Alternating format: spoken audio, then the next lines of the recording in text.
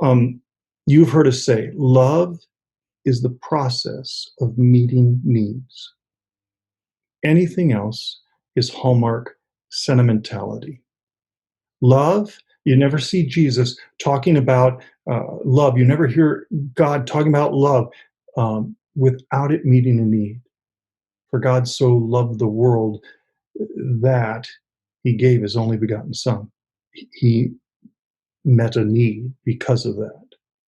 Um, one of the stunning uh, concepts that I've been thinking the last several years is Bill Thrall, I think, first said it to me. We were created with limitation. God allowed you and I to be created with limitation. Why? Why would he do that? It sounds like you didn't have to do that. Why did he do it? Why did he create me with limitation? So that I could be loved. If I don't have any limitation, then you never get to love me. You can admire me, respect me, you can be impressed by me, but you never get to love me. So God says, uh, I'm going to give you some limitations so that you can be loved. And this is the indictment on communities where it's fake, where we put on a show, where we put on a religious show, is when we bluff like we don't have any needs, we never experience another's love. That's the if there's anything about inauthentic communities that is damning, that may be the most. It is horrible. When I bluff like I have no needs, you don't ever get to love me. So receiving love, it always comes first before I can give love. We love only when we first learn how to receive the love of God and others.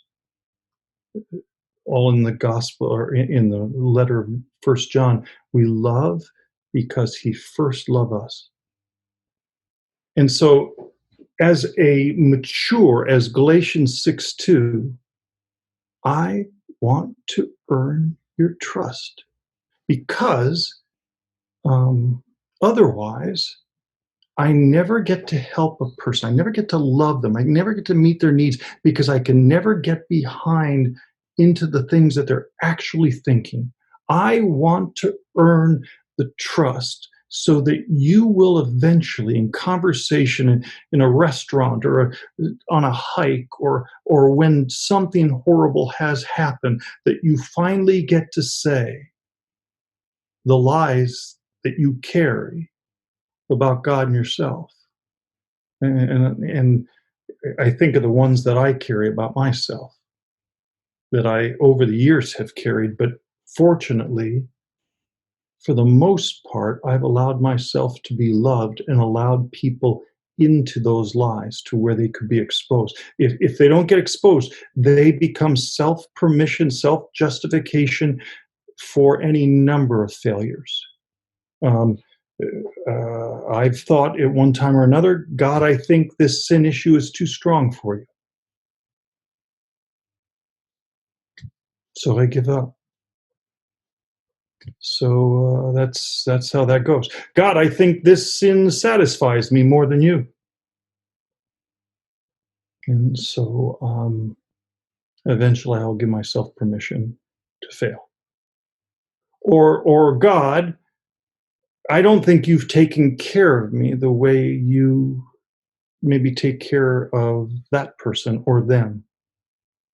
And all of them become justifications for selfishness, for me not getting to live out the thing that I really am, a lover. So a lover wants to be able to earn the right to get to have those conversations because boom, once they come out into the light of day, they have no chance. They have no power. You've heard us say that before. It's less important that anything ever gets fixed than that nothing has to be hidden. It's because the power of sin is in its hiddenness. So if I can have that permission to be a safe place for you to not hide, we doggies, gosh. So um, think about that process. We call it the control cycle at times, but think of that process of what takes place in failure. I get aroused, or something hits my attention, or there's something in there I see, or an old habit or an old thing reawakens. And typically, the next thing that happens is my shame kicks in and says, here it is again. Okay, I'm going to fail. I always fail. That's what I do. I fail. It's just a matter of time. Yeah, maybe I don't know. But that's what I do because I'm a failure. And then eventually, somewhere over time, I give myself permission to fail. Maybe that's maybe an 8-second choice or a month. Uh, and then, what's crazy is what we do next is we think, okay, I will resist it. I'm not going to do it. I'm going to resist it. And now think of how insane that is. I am trying to resist the very sin that I've already given myself permission to do. Resistance won't win the day on those familiar compulsions or behaviors. You know what will win the day? When I learn to confess the sin that I intend to do. When I learn to confess to somebody else and out myself, because the power of the sin is in its hiddenness, and it is broken when I choose to reveal my intentions. It's great to always tell on anything about yourself when you failed, but how much more beautiful, because it stops the cycle from you to be able to say, Jerry, I haven't done anything, but I think I'm intending to do this. And Jerry will say, I'll be right over. And you'll say, I don't think you have to be. I think it just got broken.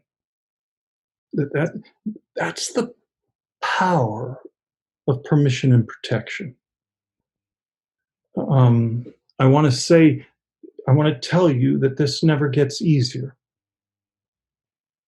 I have some beautiful friendships. I have some very wonderfully trusted friendships. But there's something that my shame does when I have to tell the truth about what's going on inside of me. I don't want to be the needy one. I don't want to be the person who just doesn't ever get it and everybody else seems to be getting it. And that very thinking will inoculate me from getting well. So I want you to hear, this doesn't ever just get easy. One, because I want you to love me. I want you to respect me. I want you to be impressed by me. So why don't I just hide this? But remember the power of whatever that thing, the moment I can stop and say, whoa, whoa, whoa, whoa, whoa, whoa. I haven't even given myself permission to anything. I've just felt that allurement or strange thing that has hit me. I just want to tell you, boom, power is broken. So, how does this work? Start with me, the protector, and think about the one who wants to be protected by me. The degree to which I trust you, the protectee to the protector, the degree to which I trust you is the degree to which you can love me and help meet my needs, no matter how much love you have for me. The degree to which I trust you is the degree that you can love me no matter how much love you have for me.